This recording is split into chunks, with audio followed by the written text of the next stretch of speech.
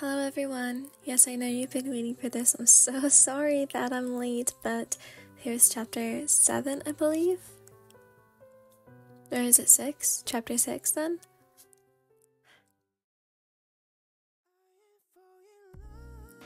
Today was their overnight field trip to Kyoto, and although they wanted to enjoy that day, they were aware that they were still on the clock. It was a large city, and Kurosama informed the students of good sniper locations and to stay in the sniper-friendly routes. Because of that, the students had to be divided into designated groups, and Koro would split his time for the students.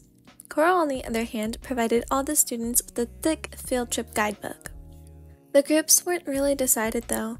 Wayne wanted to be with her best friend, but she turned her down with a suspicious smile on her face. It didn't take long for Nagisa to call her onto their team. She looked at the paper, consisting of the names of the group members: Manami Okuda, Kaede Kaino, Yukiko Kanzaki, Tomohito Sujino, Nagisa Shoto, Wayne Waihelin, and finally, Karma Akabane.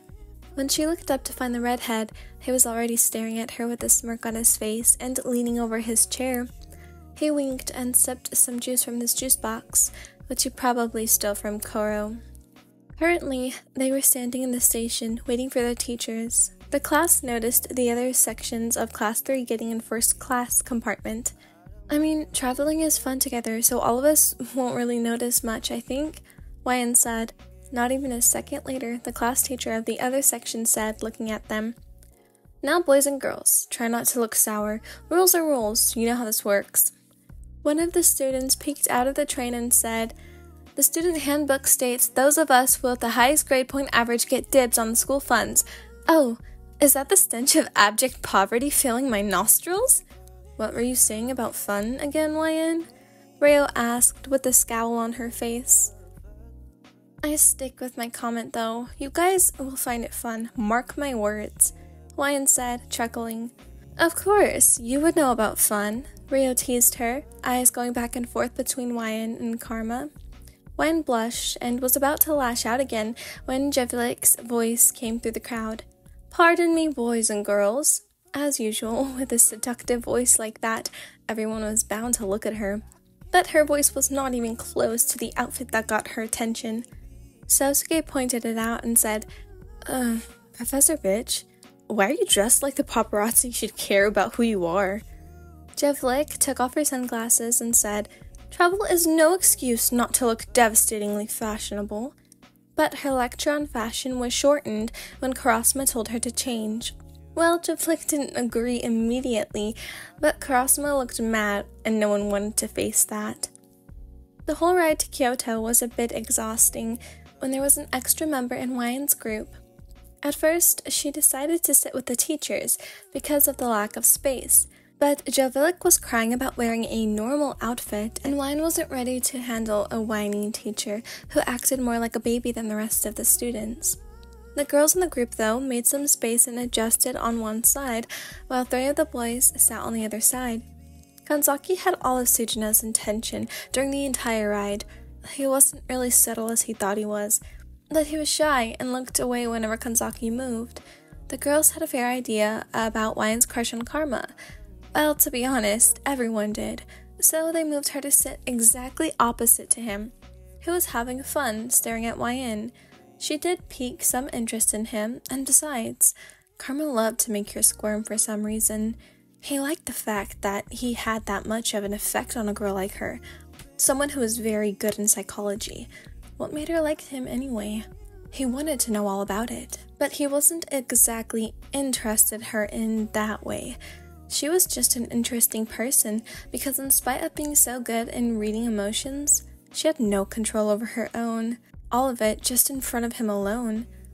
When the classes reached Kyoto, every other section had luck and got a luxury hotel to stay at, while Class 3E had to settle for a traditional inn.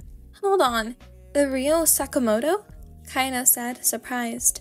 Their group was sightseeing after taking some rest, and Nagisa found some interesting places where assassinations could take place.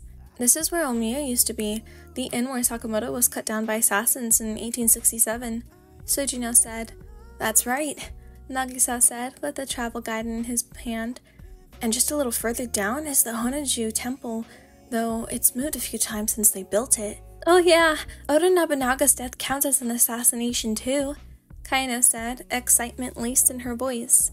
Just think, Kyoto has been the heart of Japan, but it's also the center of assassinations, Nagisa said and looked at the book again. Next up is Yasaka Shrine. They moved ahead to cross the road as the red signal flared. Karma sighed and said, Mind if we take a break first? I can really go for a sugar-loaded Kyoto coffee right about now. Why are you whining? You're a genius too. Shouldn't you find it cool to be on the actual spot? Wine asked, looking at him. Karma smirked and said, Oh yeah, but what's the fun in going through stuff you already know about? Wine quickly averted her eyes to the front, trying hard to concentrate on the road instead. Karma slowly slid his arm around her shoulder and moved her to his left, near the buildings close to the pavement, and away from the busy road. She was blushing at the contact. It almost felt like a date, right? Well, except the fact that there were 5 others tagging along. After taking a break, they were on their way to the next destination. The path, though, was deserted and dark, almost like an ideal place for an assassination. Well, they weren't always coming up with ways to kill Koro, and this was marked by Nagisa as one of the best places. Their fun was short-lived, though. A bunch of thugs, high school students to be specific, surrounded them. Karma, as expected, was the first to open his mouth and say, I hope you don't take this the wrong way, but something tells me that you gentlemen aren't tourists. Don't try to be a hero, kid. Hand over your lady friends and we won't. One of the boys started threatening, but got interrupted and slammed down by Karma. He turned to Nagisa and said, You see that? What did I tell you? To hell with them.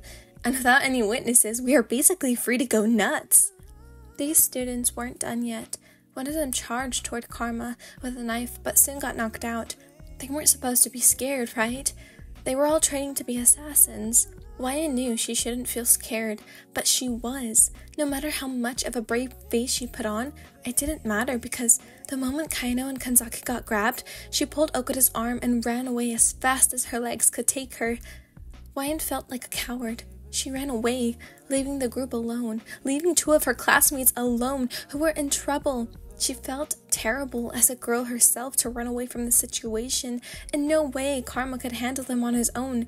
She wanted to get some help if she couldn't help on her own. But her legs weren't moving and she was shaking while breathing heavily. She wanted to get out of the hidden area and find out what was happening, but she was too scared.